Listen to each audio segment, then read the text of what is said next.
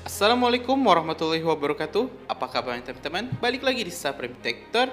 Indonesia mendapatkan sebuah kehormatan tertinggi dari Perserikatan Bangsa-Bangsa (PBB) atau United Nations, di mana ICJ atau International Court of Justice yang meminta saran advisor opinion atau saran hukum kepada PBB yang kini menunjuk Indonesia untuk mewakili PBB, untuk mewakili suara PBB, untuk memberikan advisor opinionnya.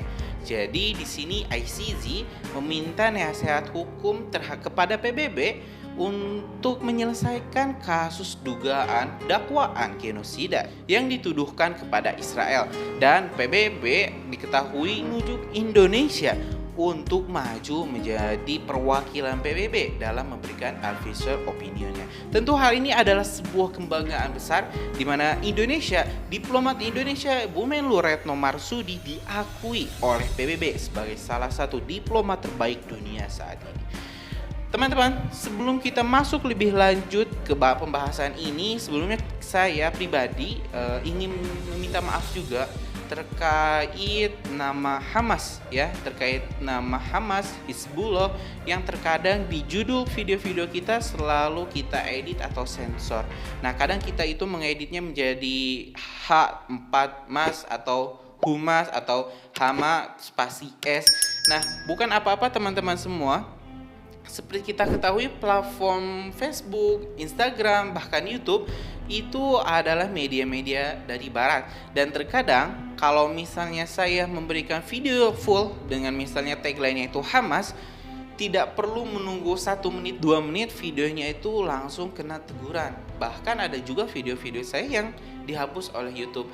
Karena pembatasan, karena teguran, karena masalah inilah saya akhirnya tim kami memutuskan untuk mengsensor nama Hamas menjadi kadang H4mas, Humas, Hama spasi S. Saya nggak tahu kenapa channel-channel kecil memang selalu didiskriminasi, selalu dipersulit, beda dengan channel-channel besar. Tapi ya itu yang terjadi di lapangan saat ini. Jadi saya mohon maaf bagi teman-teman salah satunya ini yang komplain, "Bang, kenapa nama Hamasnya disensor? Apakah ini channel Yahudi, channel Israel?" Enggak.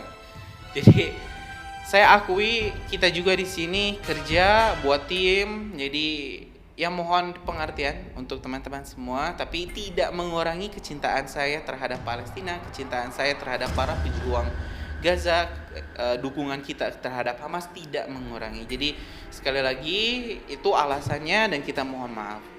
Oke teman-teman, kita lanjut ke pembahasan ini. Terkait advisor opinion ini, teman-teman, kita dapat informasinya dari tempo.co di salah satu artikel yang berjudul pengamat hukum internasional tampil di ICJ, Menlu Retno perlu tiru gaya Insinyur Soekarno, Bung Karno.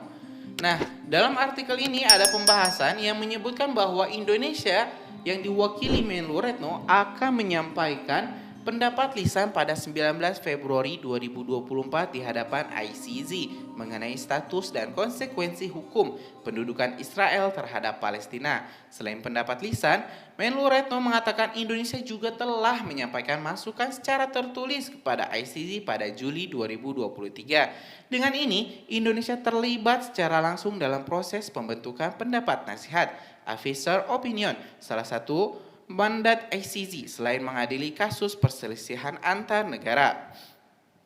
Sejak awal Indonesia sudah memutuskan akan berpartisipasi aktif untuk membantu memberikan masukan pandangan hukum kepada ICJ katanya.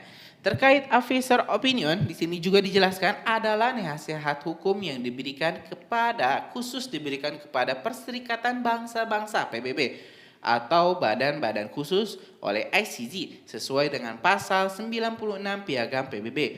Menurut mekanisme pengadilan ICJ, Majelis Umum dan Dewan Keamanan PBB dapat meminta pendapat atau penasihat mengenai masalah hukum apapun. Begitu juga badan-badan PBB lainnya. Nah, jadi di sini teman-teman dijelaskan bahwa PBB United Nations telah menunjuk Ibu Retno untuk maju di persidangan ICJ mewakili suara-suara 150 lebih ya, 168 negara lebih yang bergabung di PBB. Dan ini tentu sudah saya sebut adalah sebuah kebanggaan bagi bangsa Indonesia, di mana Menlu kita, di mana putri terbaik bangsa ini ya, Sri Kandi terbaik bangsa ini akan mewakili suara seluruh dunia untuk maju memperberat hukuman dan juga menegaskan hak-hak bangsa Palestina di International Court of Justice. Insya Allah Menlu Retno akan terbang ke ICJ pada 19 Februari 2024 dan kita doakan perjalanannya diberikan kelancaran. Dan tentu insya Allah kita akan live full nanti untuk menyimak persidangan ICJ. Jadi teman-teman, biar teman-teman gak ketinggal informasinya, di subscribe dan juga dinyalakan notifikasinya. Teman-teman, di sini juga ada pernyataan yang menarik di mana para pakar hukum internasional itu ya melihat sosok Menlu Retno bak sosoknya Insinyur Soekarno. Jadi dulu kita ketahui memang Presiden Soekarno itu adalah salah satu diplomat handal dunia yang bahkan berani keluar dari PBB karena melihat PBB ini hanya digunakan Amerika dan Barat menjadi alat-alat politiknya. Sebutan PBB antek asing, PBB alat Amerika, alat Israel ya, bukan berasal dari sembarang orang, tapi dari Insinyur Soekarno, founding father Indonesia, pendiri, pemproklamator Indonesia sendiri. Jadi kalau misalnya sampai saat ini melihat kenapa PBB itu tidak bisa tegas terhadap Israel, membiarkan kebrutalan di jalur Gaza, ya ini sudah disebut oleh Insinyur Soekarno, di mana saat Indonesia keluar pada tahun 1965, di mana saat itu dengan tegas dan lantang di hadapan ratusan diplomat negara lain, presiden-presiden seluruh dunia, Presiden Soekarno memutuskan Indonesia untuk keluar dari PBB. Kita tahu teman-teman, PBB itu markasnya ada di Amerika. Sebagian besar pendanaan PBB juga berasal dari negara-negara barat. Jadi mau tidak mau memang PBB itu harus tunduk terhadap kemauan ya atau keinginan kelompok-kelompok barat. Jadi memang akan sangat susah, sangat sulit untuk bisa mendapatkan keadilan dari Perserikatan Bangsa-Bangsa PBB.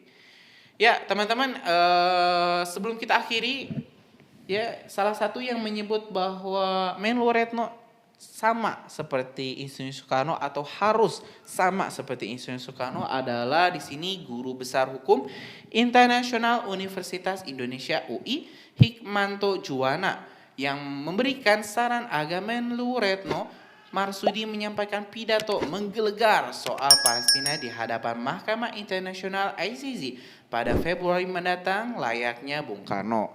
Menurut dia, Menlu Retno harus mencontoh Soekarno ketika menyampaikan pledoi Indonesia menggugat pada 1930 dalam persidangan di Landrat Bandung. Dalam pandangan saya, Ibu Menlu harus menyampaikan sesuatu yang menggelegar, seperti pada waktu Bung Karno menyampaikan Indonesia menggugat, kata Hikmanto ketika ditemui usai diskusi pakar Advisor Opinion di Mahkamah Internasional, upaya mendukung kemerdekaan Palestina melalui penegakan hukum internasional pada Selasa 16 Januari 2024 di Jakarta Pusat kemarin ya. Ya mungkin itu teman-teman informasinya, kesimpulannya hari ini kita bisa mendapatkan beberapa poin, yaitu yang pertama adalah terkait mandat ya, terkait kehormatan besar bagi bangsa Indonesia untuk mewakili suara PBB, mewakili suara dunia, memberikan advisor opinionnya atau nasihat hukum bagi ICJ untuk memutuskan perkara genosida Israel. Yang kedua, di sini Menlu Retno diharapkan diminta akan sama, minimal sama seperti Insinyur Soekarno dalam memberikan pidatonya yang sangat menggelegar dan bisa mengguncangkan dunia.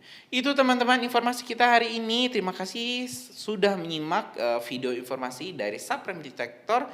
Kita insya Allah bakal lanjut lagi update-update video terbaru terkait konflik Israel-Gaza, Israel-Palestina di video selanjutnya. Assalamualaikum warahmatullahi wabarakatuh.